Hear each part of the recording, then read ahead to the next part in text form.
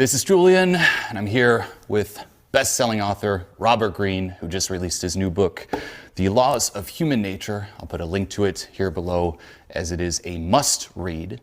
And what I thought we could do here is just jump right in on the importance of learning about human nature, like why someone should learn this. And I wouldn't even say importance, I would say necessity, like why someone is really screwed without learning about what you talk about in this book. The point of my book is that the major source of pain in your life is people, the people around you. And you're not maybe thinking in these terms, but I'll explain what I mean in the following way. So we want to be able to feel like in life with our friends, our colleagues, our loved ones, that we can influence them, that we can move them in our direction, that we have the ability to persuade them to do something that's in our interest. And the feeling that we can't do that is deeply painful. It causes lots of amounts of frustration and resentment that can sit inside of us and linger and kind of ruin our attitude towards life. Sometimes there are toxic people in this world, and they enter our lives, and we didn't foresee them. You know, someone who's a raging narcissist or whatever, and we get dragged into a relationship with them, or we hire them as a business partner or an employee, and they ruin our lives, and they cause all kinds of emotional damage that can take years to get over.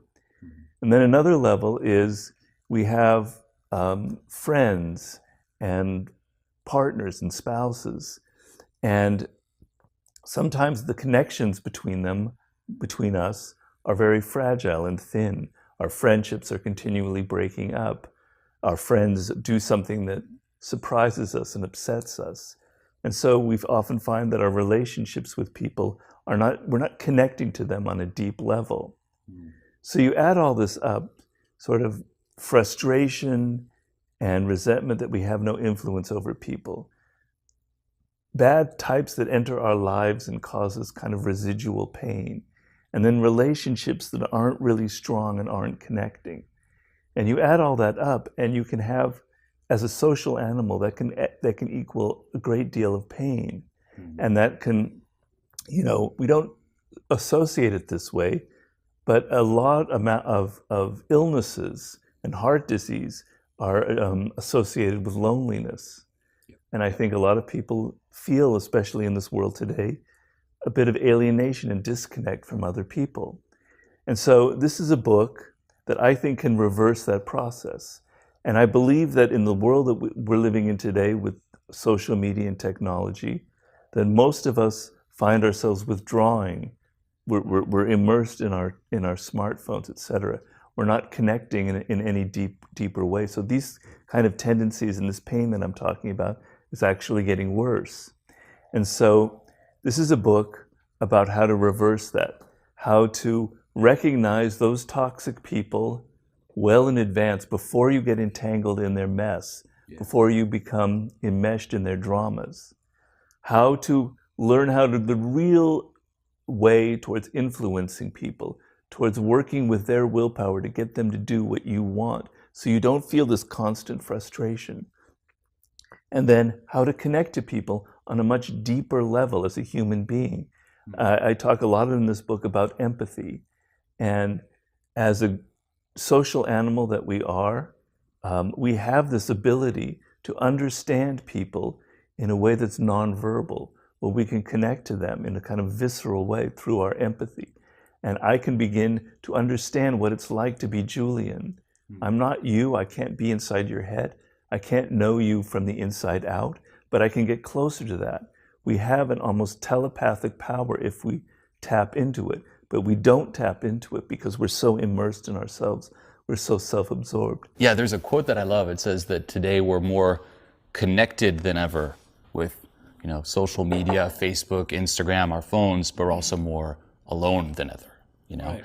And we do live in that virtual world. Like right now, I mean, the example I always use is you don't even have to, if you think of, say, pursuing a purpose or pursuing something that you love, you don't have to go out of the house to do that. Like someone could get lost in a video game. Like back in the day, it was like World of Warcraft. And in that game, you could just stay at home and it virtually fulfills all of your needs to some extent, where you can create tribes, you can socialize in there, you can level up so you have that sense of accomplishment, there's different quests, and you never leave the house. And because of that, it's like you lose touch with what you said, like that empathy, like the dynamics of understanding a person, because you're just in this 2D virtual realm. I think we've all had this experience.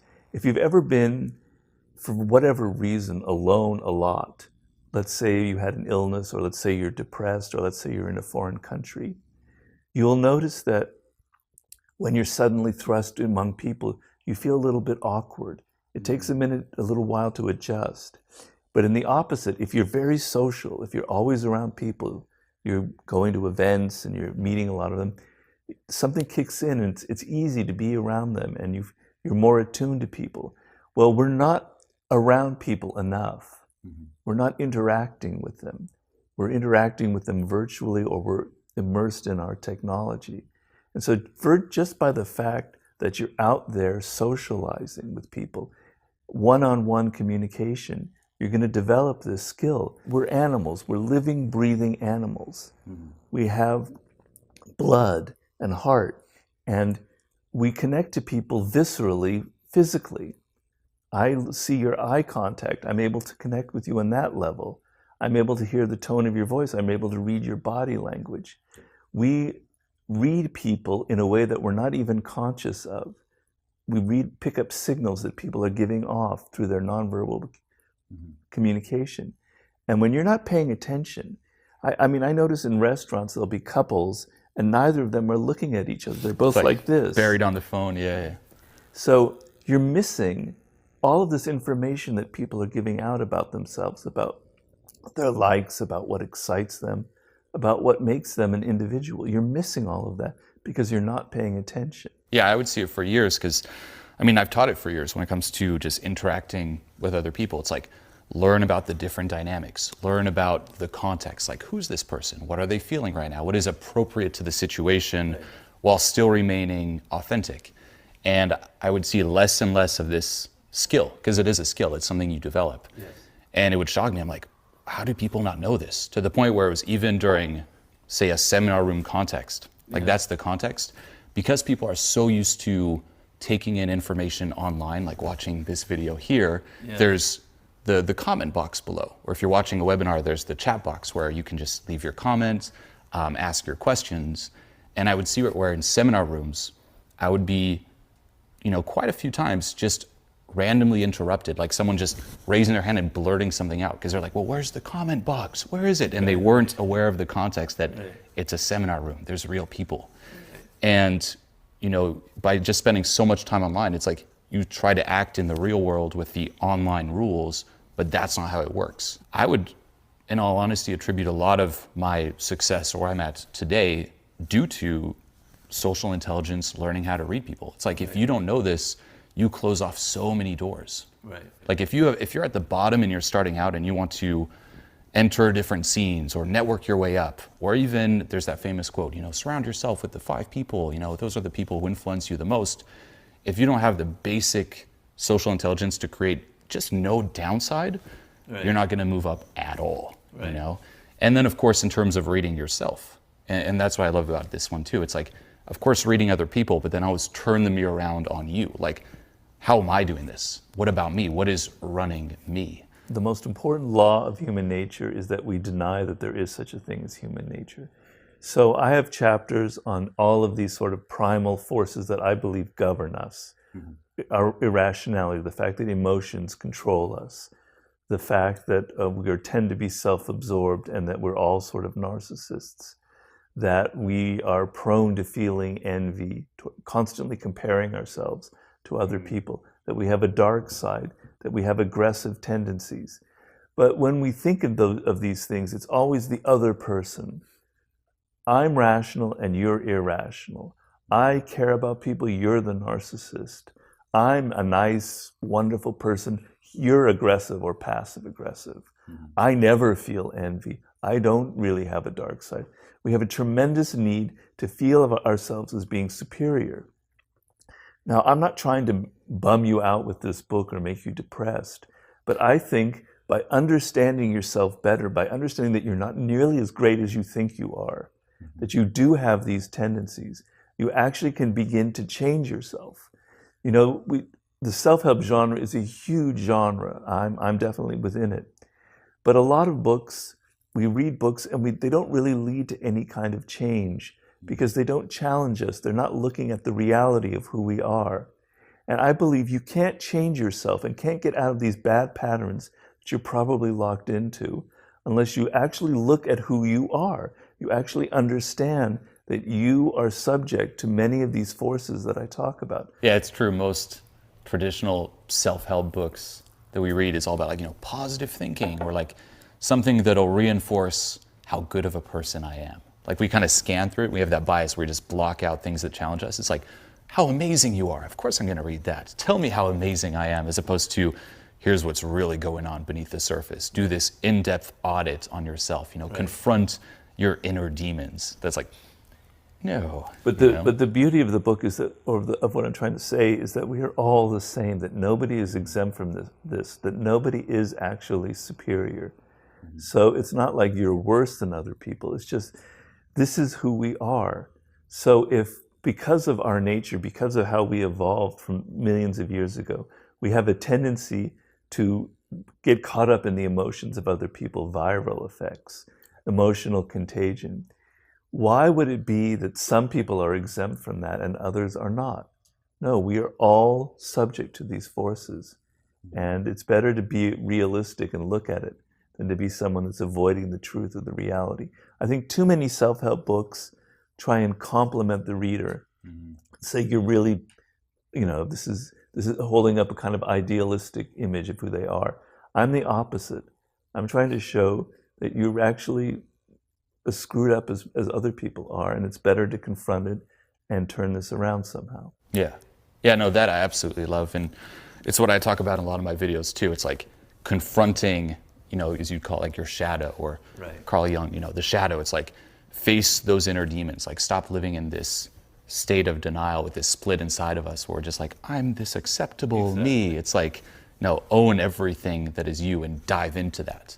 And then of course we have layers and layers of resistance to doing so. But as you said, until you do, I mean, it's there either way, and it's active and running you, whether you're aware of it or not. So become aware and then be thankful you're aware, so then you can do something about it, which you talk about in your book here. Yeah, like, you do have aggressive tendencies. We all have aggressive tendencies. It's our nature, and I explain why we have them.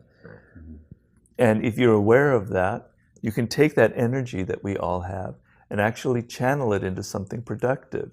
If you stop denying it, and you realize you have this energy, you can turn it into being ambitious and pouring that aggression into becoming something great, into making something great, into using that energy to fuel your persistence, to push past any kind of adversity, to be aggressive when it comes to getting your way and getting what you want. And I even talk about the positive aspects of anger and how to channel your anger into your work. I use a lot of anger in my books because I am angry about people's hypocrisies and the stupidity that we constantly confront. And I use that anger to fuel my writing. But instead of getting angry at people and pissing them off and making a lot of enemies, I channel it into my work, into my books. You can channel your anger and your frustrations into your work. There's many ways to take that aggressive energy and make it productive, but you won't do that if you deny that you even have these tendencies. Even reading that and seeing, as you said, that it's not just you, I think will also help, you know, relieve a lot of self-attack or self-hate that we carry, because it's really that resistance to, say, feeling angry, because we're conditioned that way. It's like, don't feel angry. So then when you're angry, not only are you angry, but then you're beating yourself up and you're angry that you're angry, and you're angry that you're angry that you're angry. And when you see, like, you know, one, it's part of who we are. There's nothing wrong with you. Like, you have a certain emotion for a reason. And two, this is everyone. It kind of relieves a little bit of that, you know, angry at feeling angry at feeling angry. And then also just seeing the value in every emotion. Like, it's there for a reason. But what does eat us up inside is when we resist it too much, and then it becomes this permanent state that we just live in. You know, we can't escape it. And I love your first law too. It's like that law of rationality, Where even going back to what we were saying before, learning how to read someone, if you don't dive into yourself and like confront what is running you, you're going to be projecting that onto the person, and you won't even have the accurate data to read them. You know, an exercise that I love doing at some of my live events. It's like say we've never met. We're just sitting here. We're just complete strangers, and we're paired up in a group. Pick the person without telling them that you dislike the most. Now you don't say it. Everyone picks a person. And then you got to ask yourself, okay, what about that person? Like, why did I pick that person? What about them? And then kind of dive into that, and you paint the picture. They're allowed to get negative. So it's like, you know what? That person, they seem stupid. Or that person, they seem like they're above the rest of the group. They seem like they know it all. You say this. You actually say this. I'll paint out some examples, but then they say it in their head. Like, they won't say it to the person like, you. And then throughout the seminar, they get to know the other person, and they realize like how off they were and how it all came from them. And it's like, whoa, you know, if that's what you're projecting, and then you're trying to, you know, calibrate and read the person based on that, which has nothing to do with who they are, you're completely off, you know? Yeah, look at it this way. I'm trying to tell you that you don't understand the people that you're dealing with. You really don't know who they are. You're walking around thinking that you know your wife or your husband, your children, your boss, your friends, but you really don't have a clue. Yeah. You don't understand their experience. You don't really know what they think of you, actually, as well. Most of the time, you're projecting onto them your own images. Let's say, you know, you had a particularly bad relationship with your father or your mother, and you don't like people in authority because of the relationship to your father. And so you meet somebody who's powerful, who has authority, and you hate them. You have a bad instant reaction because you're projecting onto them some image from your own childhood. So you don't see the people that are in front of you. You're not seeing them. You're not understanding them. And what happens when you operate in darkness? When you operate without knowledge, you make mistakes. You say something very stupid that offends the other person. You don't even realize that you've offended them. And weeks later, you notice that they're kind of cold and they're not responding to your texts and your emails. You have no idea why, because you probably did offend them in some way, because you don't know who they are, you don't know their experience, you don't know what's going on inside of them or what their likes and aversions are.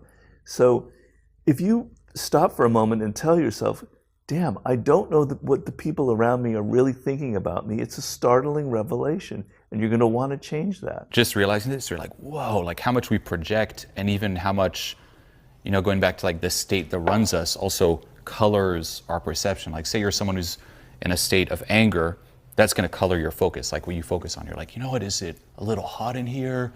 Oh, what time is it? Oh, I'm a little tired, et cetera, et cetera. If you're in a state of fear, you're going to be like, do I look good? What are people thinking of me? It colors literally what you see, even looking at another person. Like you don't see them for who they actually are. I do want to bring it back to reading other people. And this is what I loved. It's like, you know, when you hear this, like learn to read different cues, different dynamics. It's like, of course, there's the classic, like, okay, body language, et cetera, et cetera. But then what I loved here is look at, you know, the patterns that are running them, or when they're triggered, you know, like what triggers them. It goes like that layer deeper of like what is also running them. Not just the surface, but like really piercing through and understanding who they are, even linking it back to their childhood, so on and so forth. So I'm trying to say that people have a character, and that what I mean by that is it's their core, it's who they are, it's something very deep. It comes from their DNA, there's a genetic component. It comes from their early childhood and the kind of attachment they had to their parents. It comes from their early experiences with friends and teachers and at school, and it makes them who they are. And their character tends to be revealed in certain things that you must pay attention to. And the reason it's so important is you want to be able to judge people by their character. You want to know what runs them from deep, deep within. Because if you don't, if you make a mistake, you will hire them as a business partner, or you'll get involved in a relationship, and it'll be a disaster because you didn't see that actually they have very negative patterns and they only come out later. So I want you to be able to look at the people you're dealing with and literally see their character. And I give you some clues and tips on how to do that. First of all, people have patterns of behavior. Nobody ever does anything once. So let's say if somebody sent you an angry email that offended you, and then they go, oh, I'm sorry, but that's not who I was. Something came over me. You know, I'm not that person. Yeah. You will probably accept that, but the truth is they never did that once. It's a pattern. They've done it many times. If they've screwed you in some way, they've screwed 10 other people in their past. You want to see people's patterns of behavior, that kind of compulsive element in them. Okay, that'll show you something very deep in their core. You also want to look at them in the moments where their guard is down. You know, we all wear masks. We all try to present ourselves as being noble and great. But the mask comes down in certain elements. So you want to look at how they treat their children, their spouse, their employees. They might be nice to you because they want something out of you. But when their back is turned and they're talking to other people, they're the biggest raging asshole around. That gives you signs of they're trying to disguise this from you. But in the little details of life, they kind of reveal who they are. Mm-hmm. You want to see how they react under pressure. People under pressure reveal something elemental about themselves. If they get hysterical, if they get prone to you know, pointing fingers and blaming other people, right? Yeah. And if people have power, if they suddenly gain power, if they're elected to an office or they're made manager or whatever, they suddenly will reveal elements of their character. They will either become someone who's kind of ugly and power hungry and manipulative, or, which is much rarer, it will reveal that that they're very responsible and they can handle power well. Mm-hmm. So these are signs where people reveal, they almost ooze out of them unconsciously, of who their character is, of who they really are. And I want you to train you, the reader, not to look at people's appearances, not to look at their smiles and the masks they wear and the compliments they pay you, but to pay attention to these other deeper signs that they are revealing of something much below the surface that is actually going on inside them. Look at the little signs that people give off. If someone is habitually late, you know, they'll say, oh, you know, there's traffic, or I had so much work to do, whatever. But actually it's a sign that they feel kind of superior to you, that they feel that their time is more important than yours. And these little details that people are constantly giving out, you see signs of who they really are, but you're not paying attention to them. Yeah, another thing I love focusing on is, I know you talk about it too, like looking into the eyes, like into the pupil and just seeing, like, of course you can tell on a surface, like if someone's a little bit more restricted, like nervous, but otherwise like going even deeper and asking yourself, like, is someone even there? Like how present are they? Right. As opposed to kind of like retracted, like into the mind, like not fully present, like in their head, analyzing, just not there. And you're like, huh, that's interesting. Or when they're, you know, triggered, like something takes over, like what is there, you know? Yeah, well, think of it in those moments in life when you're like falling in love with someone, right? And through their eyes, the eyes are really connecting in that moment. Both sets of eyes are kind of interacting, and there's a powerful, powerful attraction going on through that. And the eyes, then that kind of looking and gazing, and the pupils get dilated and there's excitement. It lights up the entire face. Yeah. The smile, the cheeks are raised, etc. And so people give off these signs of excitement or detachment all the time. So if you're trying to influence someone, or if you're trying to seduce someone, you want to be able to pick up those signs that you're having an effect on them through the eyes. Through, you know, I talk a lot about distinguishing between a real smile and a fake smile. Yep. A real smile kind of lights up the whole face, and it also lights up the eyes. And then you know that you're connecting with that other person. Whereas that fake kind of tight smile that a lot of people have, you know that there is no connection going on. Yeah, and building on that, like looking at the smile, but also when they smile and like what topics or dynamics like turn them on. Right. You know, like that too. If you can even test someone, and I know you talk about this, like if you share some good news, how do they react? Right. As opposed to some bad news or some gossip. Like, what topics turn them on? And you can get a better reading of what's running them, what's there. Yeah, you can test people sometimes. If you think that you're dealing with someone who's envious or passive aggressive, you can tell them some particularly good news that you've had. There's a micro expression, which is something that a lot of psychologists have documented, like Paul Ekman, which is like half of a millisecond, where for a moment they're kind of frowning, and then they put a fake smile up to disguise that. And you can pick that up. They're not really happy about your good news. Or you tell them something bad that's happened to you. You lost this job, your girlfriend left you, and you notice for a moment the kind of happiness on their face, which they then try and hide by pretending to be kind of sympathetic to you. So you can test people, but also you want to notice those things. So you're in a conversation with a person, and you happen to touch upon a subject that excites them. That's the kind of information that's extremely important to gather, and you can tell by the tone of their voice and by the look in their eye. They reveal that.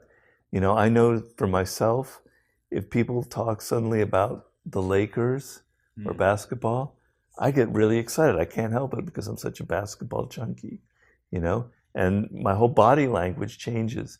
But if conversely, if there's a subject that I really don't like to talk about, like, cancer or some subject like that, my whole body language changes.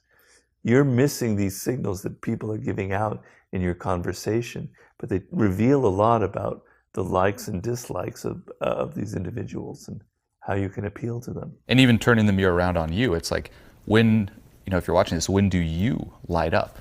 And it's not about judging yourself. Like, you may be watching this and you're like, man, I do light up when it's bad news or when it's gossip. If someone comes up, it's like that's, it sounds weird to say, when I feel alive. Like, I remember myself way back in the day, if I was hanging around positive people and say we're all joking around, I could fit in, but it required a lot of energy and effort. And when I left that environment, I would feel drained. I was like, oh, now I can finally go back to me, and my friends, where we kind of gossip and stuff. Oh, I see. So the gossiping gave me energy. That's where I could feel at home, as opposed to the positive people where it required effort.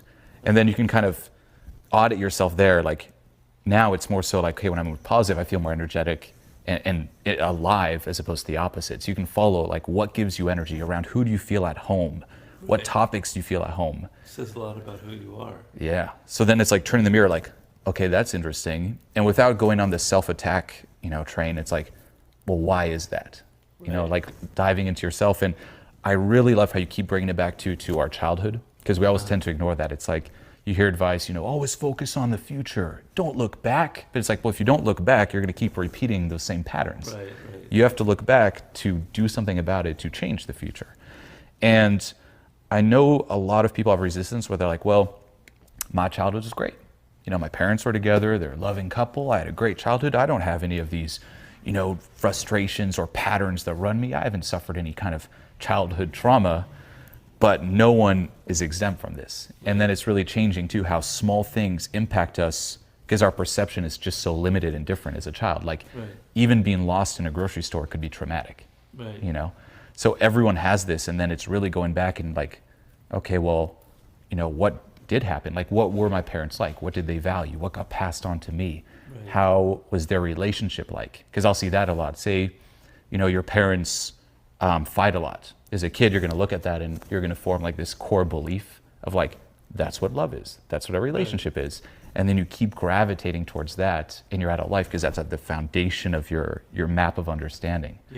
Or if your parents are divorced, you're going to fall for people who leave you or who cheat on you, who are not there for you. And it's like these constant patterns, and we refuse to dive back and analyze why and learn how to process that. So I love that you brought that in. Yeah, everything that happens in the present, I want you to look back and see the roots of it in your early past. And think of it this way: when you were a child, you were extremely open and vulnerable, much more than you are now. As we get older, we become defensive and the walls go up, and we're more trying to protect ourselves from people. But when you're a child, you're extremely open and extremely vulnerable to the energy of the people around you. Those first few months with your mother, if that's who you spent your first few months with, are critical. So much of the energy from that mother was absorbed into your spirit and creates patterns of behavior. The same can happen with your father, and the same thing happens with your siblings. And so I want you to examine this in depth. In each of the chapters, I go and show you the roots in your childhood. So for example, I talk in the book about, let's say, a boy whose mother was not really there for him, whose mother was kind of a narcissist, and whom he almost had to pay more attention to her to make sure he didn't hurt her than she paid to him, kind of the reverse of the usual parental relationship. Well, as that boy gets older, he's going to tend to project this onto other people. His greatest worry in life is that people are going to abandon him, like his mother abandoned him when he was a child. And so he gets into a relationship into his 20s, and he's with a woman, and for a moment she acts in a way that's not so friendly or a little bit cold, and he immediately feels, oh my God, she's about to abandon me, she's about to break up. And he gets hostile and he initiates an argument of some sort, etc. He never realizes, this person, that the root of this pattern, of this animosity or this antagonism with his partner stems from a great fear that was embedded in him in his early childhood, this fear of abandonment.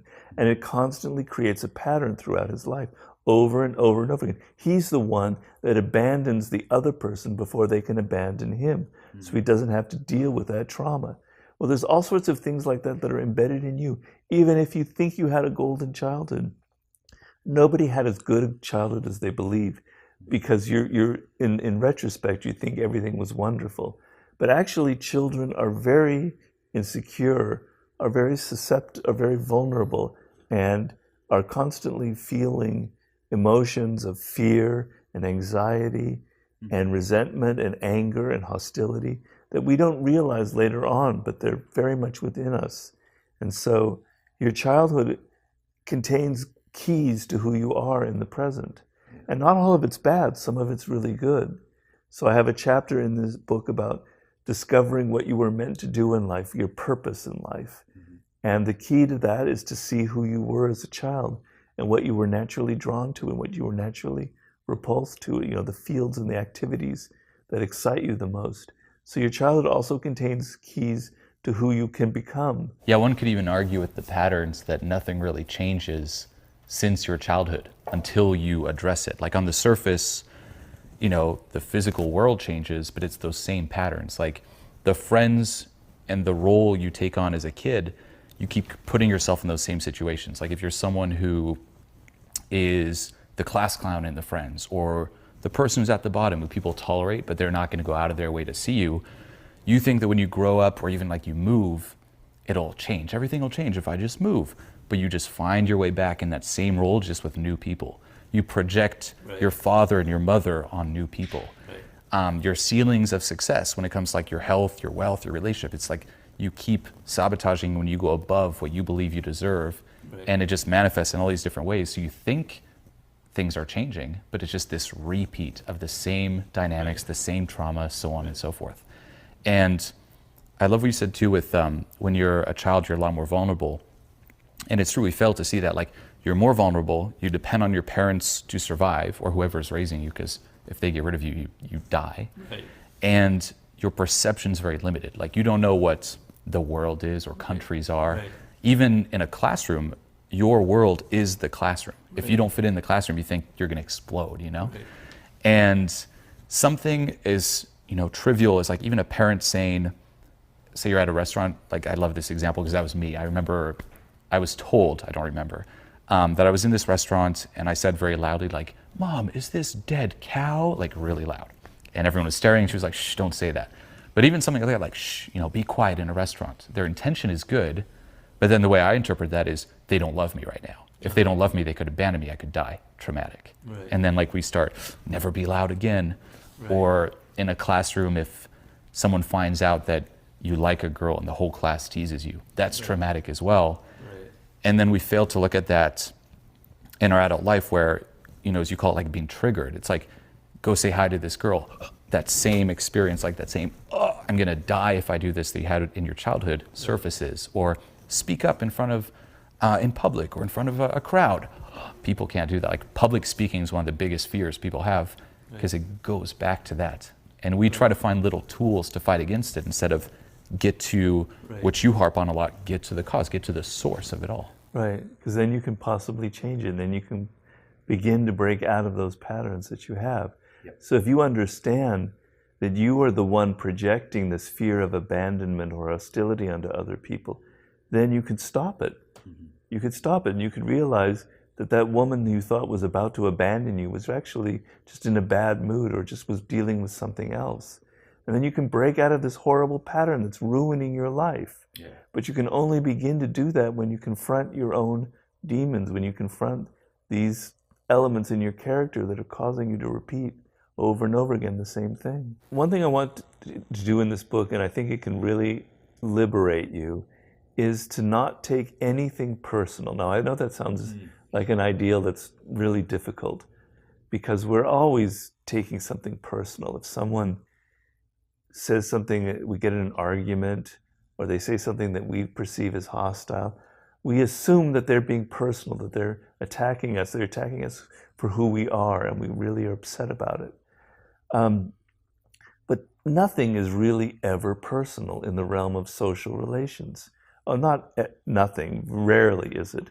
So that when a person shows anger towards you, or resentment, or some kind of negative emotion, 95% of the time they are dealing with their own emotions, their own problems, their own traumas, something from their childhood.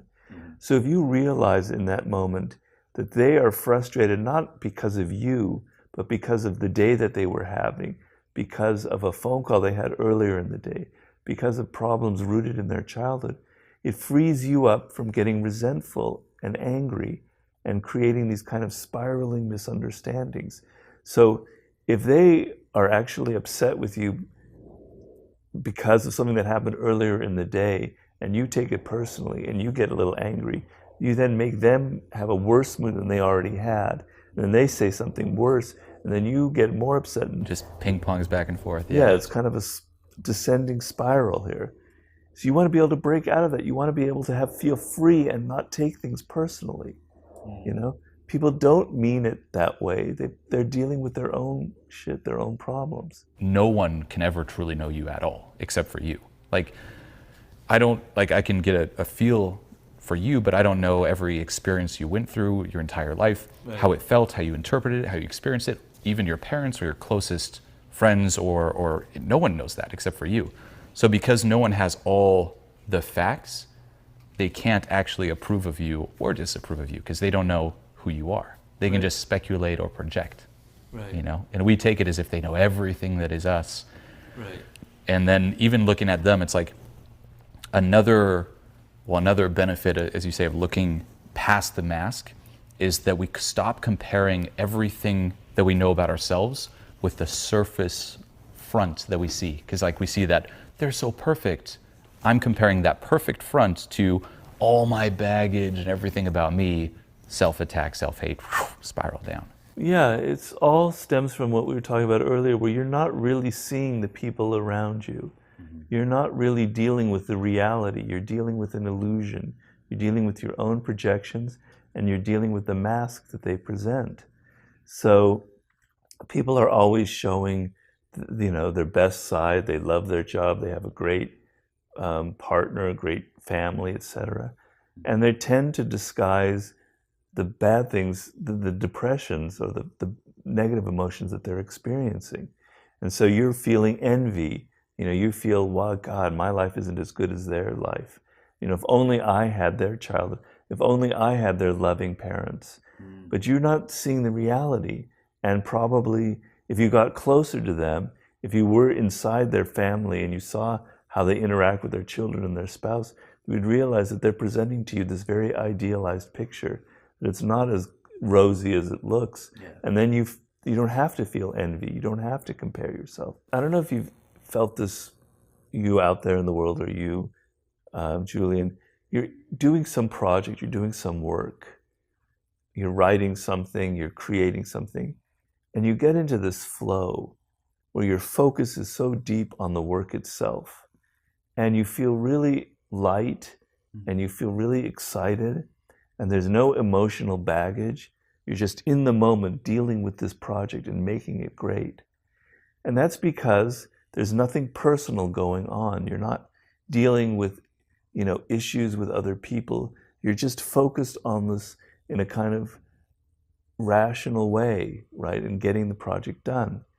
Well, if you could approach social life in the same way, where you have this flow, where people are just facts of nature, they just are who they are. They're not anything, they're not people that hate you or love you, etc. They just have their own problems, their own issues, and it has nothing to do with you. If you can get into that sense where it's not about you and your emotions, you can feel that kind of light, liberating feeling that you have in your work, where you're focused and things are just what they are. It's a very light, liberating feeling. I think like we're all dealing with an illusion, that we live in a world of illusion, that we don't really see the people around us, that we're not dealing with who they are. We're dealing with this kind of mirage. Yeah. And sort of the red pill moment is what I'm trying to give in the book. Imagine if instead of this mirage, this illusion that you walk around with, where people project these images that aren't real at all, imagine if suddenly you could see into who they really were. If suddenly you could see behind the mirage, you could see what's really motivating them. You could begin to understand their thoughts and their emotions. It would blow you away. And the world would completely change. Your whole vision of the world would change. And you would be fascinated by this. And you'd want to do more of it. You want to see more and more and more of what really lies underneath people. And I'm not saying I can do that completely in my book. I don't want to be so grandiose. But that's my goal in there, is to get rid of those illusions and that mirage that you have about people and actually begin to see who they really are. So I talk in the book, I have stories. Each law is illustrated with a story. And in one chapter, I talk about this famous writer, Anton Chekhov, who had a really, really horrible childhood. His father beat him almost every single day. They lived in this miserable little village, and they were poor. Everyone in the family was fighting. The mother was really weak, and the father was just really abusive. And then suddenly the father and his brothers moved to Moscow, and they abandoned Anton at the age of 16 to live by himself in this miserable little village where he can maybe finish his schooling. And he starts to feel like insane amounts of resentment and hostility towards his family, towards his father who beat him every day, towards his mother who never stood up to him. And then at one point he realizes, he's walking in the streets in this miserable little village, and he realizes, what would happen to me if I suddenly got rid of all of these negative emotions towards people that are kind of obsessing my thoughts? What if I really tried to understand my father instead of hating him? And then he took a step back and he said, my father was born a serf. He was basically a slave who was later freed. And his father beat him, and his father made him go into a profession that he hated. So naturally he became an alcoholic, and naturally he beat me, and he can't help it. And as he went through that process, he felt waves of love towards his father, like he could understand him, like he'd get inside his spirit. And he did the same with his mother. His mother couldn't help being passive because that's how she was brought up, etc. And no wonder his siblings were so wounded by this childhood. And as he went through that process of understanding people and getting inside their story, he felt this insane liberation from all those negative feelings of hostility and resentment and bitterness. Oh, why was I born into this family? Oh, why did I grow up in this village? And he realized it was all for a purpose and it was fine. And going through that process, he actually began to see his father for who he really was, not for this projection that he had. And it completely liberated him from all of his negative emotions. So that's a bit of the kind of feeling I think you can have by going through some of these processes that I described. One of the practices that really helped me shed a lot of light on like what was running me. It's like, you know, we all know like if you have a disease, what would change? You know, like what would happen if you found out like a horrible disease, like you have cancer? What would change? And immediately there's less of that split, that denial. We're like, wow, we start becoming aware of all this stuff that we just keep blocking off or putting off. And what we don't realize is that we do have a disease, and that's called being alive. Like none of us get out of here alive. We all die. We could die tomorrow. We could die in 20 years. You know, you could die in a week. You have no idea. So just reflecting on that just brings a lot more authentic data and gets you much more aligned with what is authentic to you, in my experience. Well, it's kind of personal to me because about 3 months ago, I had a near-death experience. I suffered a stroke, which you can see signs of. I don't really have use of my left side of my body. And that stroke, if it wasn't for my wife who was there next to me in the car I was driving, I probably would have died. I would have gotten in a horrible accident, or I would have had irreparable brain damage right now. I came very close to dying, and it did shake me up, and it did kind of alter.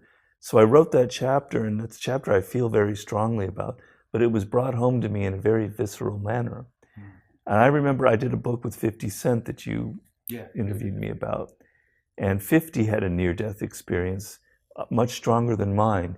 Somebody shot a gun that distance right through his mouth, through his jaw, and he took 9 bullets. And he saw that proverbial light as he lay in this hospital bed, that light that comes from, oh, I'm about to die. And I noticed that people like that, or even with myself, after that sense of experience, there's a certain calmness that comes over you. Like nothing really will faze you anymore, because what could compare? What could be worse than what you've already been through? So I have this feeling that the fact that we live in a culture that's very avoidant of death. Human nature is such that even from primitive times, we're the only animal that's aware of our own mortality. And it's had a profound impact on us. It's part of what led to the creation of religions and the belief of an afterlife, that we're all going to maybe go to a heaven. You know, so we're very much afraid, deeply afraid of this feeling of death. And in our culture, it has a different form. We don't maybe believe in the afterlife, but what we do is we deny death very deeply. We deny its presence. We never see anybody who dies. You know, 200 years ago, you were around people in your house or on the streets. You saw literally somebody die. It had a very visible presence to you. You saw animals were being killed so that you could eat them, right? Death had a presence. We have now banished it to hospitals and to factory farms where chickens are slaughtered. We never have to confront it. And when we watch movies, we see 100 people being shot with a machine gun, but it's like a cartoon. It has no reality. So we're living in a world, we are in deep, deep denial of the fact that we are mortal creatures. And I believe that with that denial comes a great deal of latent anxiety in your life. It makes you anxious and fearful for a lot of little smaller things in life, you know, which is why somebody who's had a near-death experience gets rid of that anxiety and doesn't have that kind of avoidant mentality. So I want to open up, we tend to turn our back towards death, and I want you to turn around and face it square in the eye every single day. It's not a negative thing, it's an immensely beautiful thing. First of all, you know, you are alive, you know, you feel that you're alive, but by not realizing that you're dead, that you're contained inside of you, your mortality, you're only half alive. You're only dealing with part of the truth. And so in Zen philosophy and samurais, they want you to connect with that death energy in your gut, in your hara right here, so that it'll make you feel more alive. And then realizing that the people around you are going to die will make you connect with them on a much deeper level. I was recently in New York City, and I was walking in the streets, and I saw all of these hundreds of people walking around me on Fifth Avenue. And for a moment, I was imagining that all of these people are going to die at some point. In 70 years, not one single one of them will be around. And maybe I don't like them for this, that, or the other reason, But when I think about that fact, I have deep wells of empathy that they are also confronting the same reality that I am, and they're afraid and they're fearful of it. So confronting this mortality connects you to other people, and it also opens your mind up to something great. I call this the sublime. And I think one of the things that really oppresses people in the world today is that our lives are so immersed in banality, in triviality, in the day-to-day grind, and we have no sense of what is immense about the world. And death is the most immense possible experience. We have no idea what it is. It's like this great, vast darkness. And I say, by confronting this thought of your own mortality, you open your mind up to other realities. You open your mind up to the vastness of space and time that, which is quite an overwhelming feeling to realize that 3 or 4 billion years ago, life began on this planet. And the fact that you are alive now is extremely, extremely lucky, the set of circumstances that led to your being alive. These kinds of thoughts are sublime thoughts, and they come from the fact that you're confronting your mortality and you're opening your mind up to this much wider experience than when you're afraid versus the anxiety-ridden and avoidant attitude that most of us feel. So confronting your mortality is perhaps the most liberating step of all, and is why I ended the book on that note. Yeah, it's like the ultimate confronting reality, not the illusion. It's like life and death. Right. It's the ultimate red pill, and that's Thank you so much.